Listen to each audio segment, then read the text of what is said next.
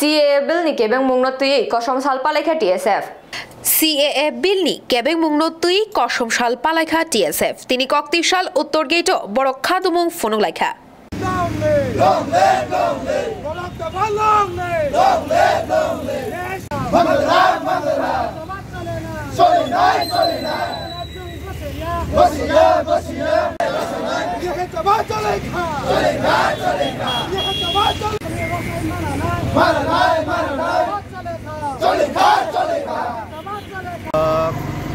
Thank you.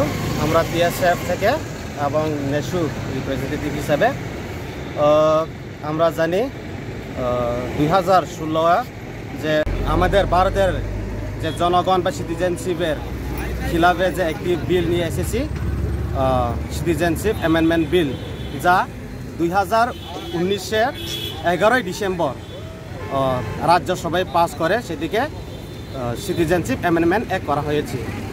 আমরা 2016 থেকে TSF এই বিলটাকে মানে না এবং মানছে না, এখন পর্যন্ত আমরা মানে না। আমরা 2016 থেকে আমরা এই বিলের বিরুদ্ধে আমরা আন্দোলন করে আসছি।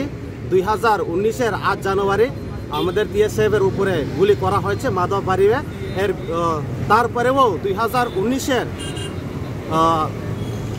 এই 11 ডিসেম্বর এই বিলটিকে রাজ্যসভায় পাস করা হয়েছে। আমাদের সেন্টিমেন্ট বা আমাদের যে